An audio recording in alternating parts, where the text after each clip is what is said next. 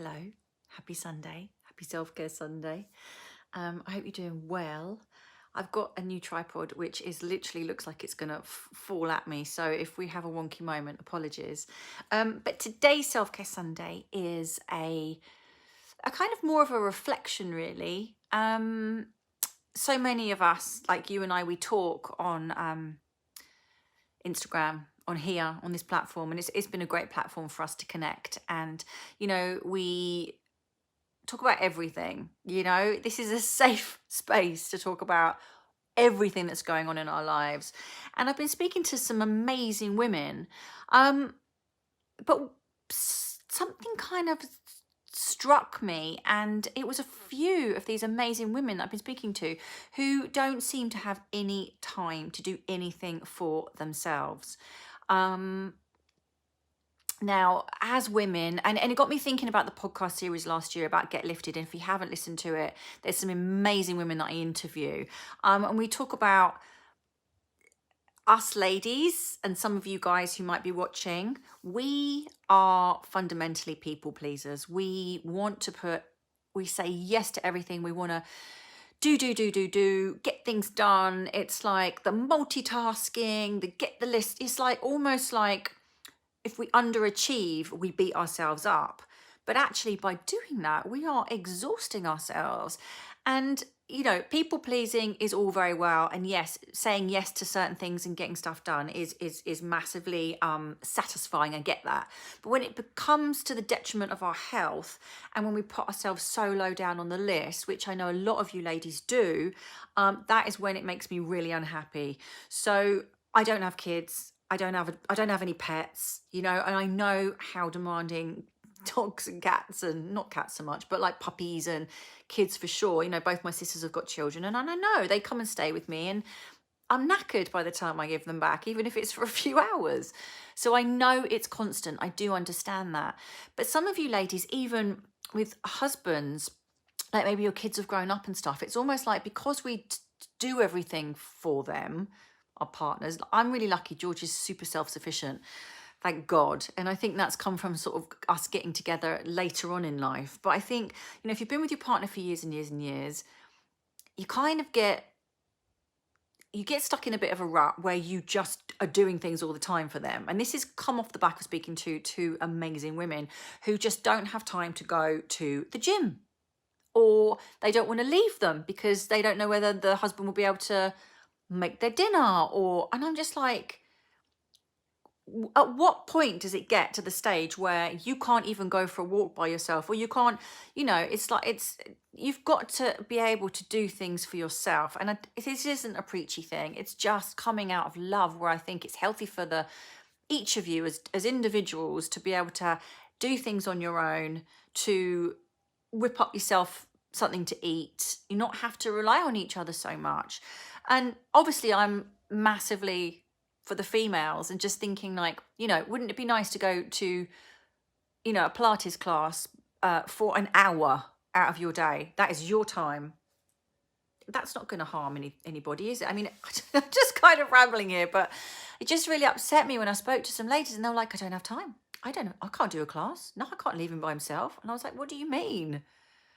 It's crazy. It's like us girls need to put ourselves. Now, I know if you've got a family, you can't always be in your head. You feel like it's a really selfish position to be like if you don't put yourself first. But, I really think that your children need to see that you are taking care of yourself, that you are prioritizing yourself, as well as being a mum and being there for the whole family.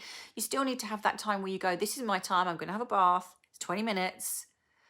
You guys fend for yourselves, or do it when the kids are in bed, not just leaving them irresponsibly, of course, but just like having that time and not feeling guilty and making the most out of that time, putting some music on, shutting the door, lighting some candles, making it dark, making it just you time, like a kind of luxurious, getting into bed early with a book. It's just like, but I think, just having that time for you, and it doesn't have to be like hours and hours throughout the day, but just a little bit of self-care, a little bit of self-love, will ultimately serve you best, because you're going to be calmer, be happier, be more rested, you'll have more brain power so that you'll be able to be more present with the whoever it is in your life. You'll be able to like enjoy those moments rather than being like at your wits end and burnt out and having to rely on coffee to get you through. And I just really worry about a lot of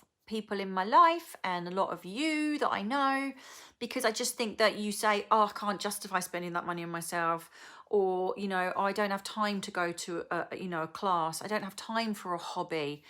And I'm like, you have to make time. This is so important. It's your life as well as everybody else's, so that's kind of where I'm coming from with this one. It's obviously Valentine's Day tomorrow, and it's such a weird celebration.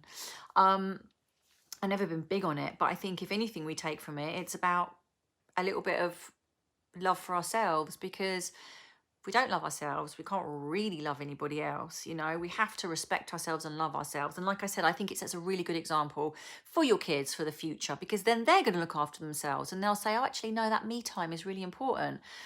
So yeah, bit of a ramble today, but it just got me thinking about the podcast, about, we spoke to Debbie Brown about people pleasing, and then we spoke to Emma Lucy, who's amazing, about, checking in and being like, having those moments of quiet, whether it's in the bath, whether it's having a coffee in a quiet space with your book. How good is it just to sit back and read sometimes? Like, listen, silence, find a quiet spot, go to a park, go to a coffee shop, 20 minutes, half an hour, an hour. It's having that time to just reflect, be like, what do I want? What do I need? What do I want to eat? What do I want to do? Actually, sorry, darling, I'm just going to pop out for a couple of hours. There's food in the fridge. I'll see you later. I don't think that's, so that's kind of where I'm coming from. I do understand that it's in our nature to want to make sure everything's sorted, and we can do that, we can. But when it starts to impact on our own life and pleasure, then that's when I think it's gone too far. So anyway, that's all I'm thinking. Just look after you. I've had some amazing messages from women who've been like, you know what, I've booked that holiday, I'm doing it, life's too short, or, I'm treating myself, I'm going for a facial, it's amazing, and I celebrate you. And then there's women who don't want to, have had terrible issues at the doctors trying to get their hormones, but yet they still don't want to invest in themselves. They can't justify spending that money. And I just think we are so important, and we need to cherish ourselves a little bit more. So anyway, rant over. I love you all. It's coming from a place of love. And yes, I'll just reiterate, I don't have children, but I know how demanding they are. And I don't have any pets as yet, because I just can't have them. I'm traveling too much, and I don't have a big enough outside space, and I don't want to leave them on their own. So all of these things, I've made the decision not to do it for the health and for the wellness of the kids, or the animals, or the kids that are having too late for me anyway. But yeah, I babysit when I can, but then I have to very heavily self-medicate with lots of wine, because it is exhausting. But I love them dearly, and I love you too. So anyway, happy Self-Care Sunday. Mwah. Take a little time for you today.